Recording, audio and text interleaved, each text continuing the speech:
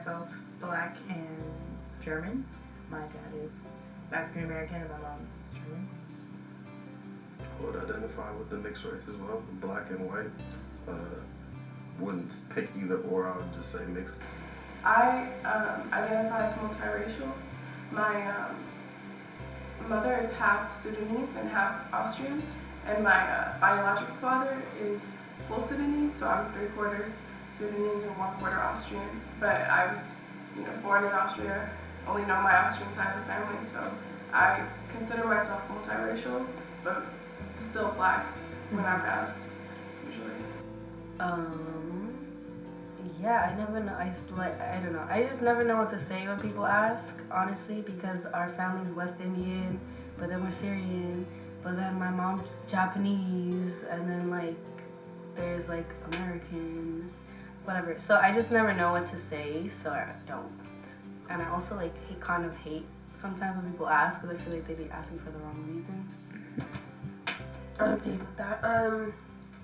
I don't, same. When they ask, I just kind of say that I'm West Indian or that I'm mixed. Even though my grandfather is Haitian and my grandmother is Antiguan, and then my dad is Guyanese, but then we also have Syrian and Indian and American. It's crazy. So I typically just say I'm mixed, or I just don't give a response. I identify as both Asian and Hispanic. Okay, and what's that like on each side? What are your parents? It's pretty interesting. So my dad's from Thailand and my mother's from Mexico. When they see me as a black man. I think it depends on who's looking at me. If it's somebody else of a mixed race, then I think they recognize me as a mixed race. If they're not, they usually recognize me as Black. Well, I get a wide variety of responses, or a lot of people think I'm, not what I am, Black and white. They ask me if I'm Indian, sometimes Mexican. It just depends on the day, I guess. There's a lot of different assumptions. I would say Hispanic. I get Hispanic a lot. Really? I don't even know what people just ask because I feel like they're literally looking at me I don't know.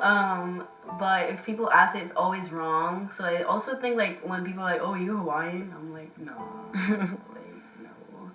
No. So I don't know what people think. I literally think it's a question mark. And that's why I get lots of weird looks. But it's cool. I don't I mean, if they ask and then they come to a conclusion, they'll be oh, are you Hispanic? I'll be sure. I would say they perceive me as either Anglo, white, or sometimes Hispanic. To me, I guess over the years, it's just been kind of annoying. So in often cases when I was younger growing up, I would just ignore it, or just, do whatever about it. Nowadays, I tend to set people straight and just tell them Mm-hmm. I happen to be Hispanic, or I happen to be Asian. Mm-hmm. So I don't normally let it get the best of me. But they're just asking just because they're wow, you look exotic or you look foreign. They don't actually care. They're just why do you not look a specific race? Why do you not look Caucasian, or why do you not look African American? Because it happens almost every time I meet somebody. I've kind of grown into it. I'm at the point where it's out of ignorance, and so all I can do is tell a person what I am and kind of, I don't take it too personally, but it does feel weird not being, automatically identified as multiracial or Black.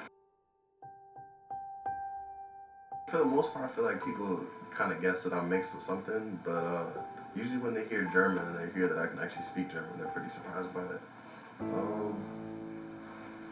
And it depends, who's talking to me. Usually it's a positive thing, but it's also just it's either you're being tokenized for being you're the minority in the room, or it's the other way where it's you feel excluded because you are the minority in the room. So for me it's always kind of a little bad, which sucks, unless it's I'm around other people of color that accept me. But even within that, I feel excluded because it's I'm not just Black or I'm not just Indian. So sometimes when I in high school, I joined a Masala group, and they were all Indian, and I told them, like, what they were going around the circle asking, like, oh, what's your ethnicity? And I said, oh, I'm Guyanese, and they're like, oh, that's not brown. And I was like, what is brown? Like, literally, what is brown? Like, what? They tend to be surprised. I would say mostly because of my appearance. Mm-hmm. I guess they try to see, like, oh, I can see the Hispanic, or oh, I can see the Asian part. They try to justify. Yes. I guess I've had different people approach it differently. Like, I've had some people say stuff like, so you mean you're black? And, like, no, that's not what I mean. I mean, I'm biracial. I guess I don't think I've had really any negative experiences of people responding to my mixed race background. I don't know. But, yeah, people are always kind of surprised when I say I'm German. Usually it's a very positive response. They'll ask me, how's Austria, and things like that. I don't think I've received too many negative responses, or none that I can remember. It's like you're too white for the blacks and too black for the whites. It's It's like, like, and now it's like weird, like you don't fit. I feel like when you're mixed and a minority, like you don't fit into any category. So when people look at you, they're kind of just like, what are you? And I'm just like, I'm human. That's about it. Just the other day, I was at Ross, and I had this jacket on right here, actually, and I was looking at the cologne for like 10 minutes, nothing. I mean, I guess it kind of could have came, a little suspect, but at the end of the day, nothing over the top or overboard. And one of, like, the anti-theft guys or whatever, whoever, like, the protection team was, that they had there, security kind of guy, came over, and he basically accused me of having stolen cologne. Like, that was actually boxed away, and like the box is in the still case. I'm You're like, how the? Yeah, exactly. Like, let's just be real here, Yeah. So, then that was, like I said, that was 2 weeks ago, not even. So a pretty regular basis. I wouldn't say regular basis. I'd say I've experienced. You're not a stranger to it. Yeah. Agreed. I've definitely had different instances of being involved or like the butt of a black joke. Those are never funny. No. I can recall one time, I think it was my sophomore year of high school, this guy made a comment. I didn't know something about Harry Potter, and he goes, oh, isn't it funny the only black girl in the classroom doesn't know what that is? And I can remember just being so pissed off, like, who do you think you are to, like, even say something like that, Or in high school, I was one of the few, like, I guess, not white students in the honors classes. Mm-hmm. And my professor would always ask me, so what's the black opinion on that? Well, I don't know, because I can't speak for all of black America, so. I've had weird situations growing up in a predominantly white high school. I went to like a couple high schools, but the second one where I went was very white, and I had an extremely difficult time making friends because I was that black girl in AP class that nobody really paid attention to or acknowledged when she moved there, and kind of I've had people say really weird things that they assume are racist, but are racist, like, oh, you're pretty for a black girl. I was mainly like ostracized a little bit at first, and until I kind of made it known that I'm here to stay, and I don't care if I'm not white. That's when I started making more friends. Yeah, when I moved to Texas when I was younger, I was supposed to be put into this gifted program, but they did not accept me because I was not Caucasian. So they refused to place me in the program, so I ended up transferring schools because my mom didn't want me going somewhere that was discriminating against the color of my skin. Like, they don't want me to get ahead just because I'm not Caucasian. Like, that's fucked up, right? And I was young, so I didn't understand what that meant at that time. Towards me personally, no, I would say. However, I have been like a bystander in situations where somebody is being racist towards a specific ethnicity. I don't feel like the election has like made much of an impact on how I view myself specifically, but it does like kind of open my eyes as to how I view society in general. I don't know. It's uncomfortable. It makes me extremely uncomfortable. And I think it shows people that there's still a lot of racism, I would say, in America. I don't know. I think that's kind of what the election has shown, is that we're not really this post-racial America. We're not colorblind. That it's still an issue, and that we're still going to run campaigns on race politics and racially divided issues. So I think that's kind of what this election has shown me, and it's kind of made me question, I think, my place and where I fit in here in America, and what I look like to everyone else around me. I think it's also made me question a lot of the friendships that I have, the people that I know in my life. I look around and I go, well, I know that not every person that voted for Donald Trump is a racist, but I know all the racists probably voted for him. So it's like, who are really my friends? I don't know. Yeah, in light of our new president, I would say it just kind of, it was a wake-up call, it was a smack to the face, you know, it was kind of reality check. You know, for me, I already personally always thought that it's crazy that the civil rights was only like 50 or 60 years ago, you know, that entire liberation of that took place, like, you know, like I said, 50 or 60 years ago, and to now be here in 2016 and elect someone like Donald Trump to be and hold the highest power of office in the world is, I don't know, it's just a smack to the face, not only to America, but to minorities in America, just because of some of the way, the diction that he's used, the vocabulary he's used, the way that he's discriminated against people.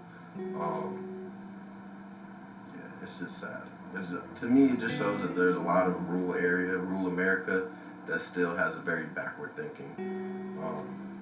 And then, like she said, it just, you know, makes you question the people that you really were friends with. You know, it's like, I know not everybody is racist in the world, but it's just like, how do you look at me? You know, at the end of the day, like, am I a person to you? You know, do I scare you? You know, just by the way that I look, by the way that I dress?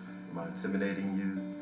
I don't know. It frustrated me a lot personally. I was very upset with the election. There's a lot of important things and decisions that are going to take place in the next couple of years that, not even, you know, any other Republican I'd rather have taken the office, you know. This election has affected me in so many ways. Emotionally, it's a huge burden to bear when you are a minority in a country run by somebody who ran on the premise of white supremacy and won the presidency. And people were okay with putting aside his racism, his xenophobia, and his awful hate speech. And now I feel as though the people that voted for him are, okay with that happening. And so I feel constantly on the defense because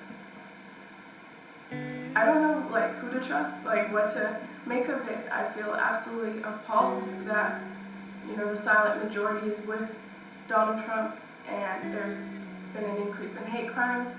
I fear for my other multiracial friends, my other immigrant friends. I'm an immigrant, so all of these things that he's talking about, I take them personally. And I feel absolutely scared about what will happen. And when people try to downplay the atrocity that is President Trump as president, it really gets to me. And I deal with it every day, and I think about it, and 4 years is a lot, and someone can do a lot of damage in 4 years. And I just pray that nothing bad happens. And that's about it. I have a grim idea of what the future will be with Trump. How are you not accepting of other cultures? It's hard to it's fathom that. Also, I make the excuse it's not educated. They're not educated, but it's also a fact that people are fucking ignorant. Because I was talking to mom, our grandma, and then she was talking about police brutality and gentrification and racism, and she only finished middle school. So she's not, let's say, educated in that way, but can understand literally simple concepts of people are dying. That's the concept. It's not that hard.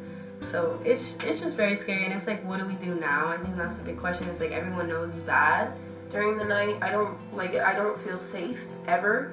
We have a policeman that lives 2 houses away from my house, and typically you're supposed to feel safe when a person of law enforcement moves into your neighborhood. You're okay, we have protection. That made me scared as hell. I was I don't want him to one day I'm leaving my house and there's just some reason, something in his brain that tells him that I'm a threat, and then he shoots me. Like, I like don't want to die. What do you See, When you look Look at me.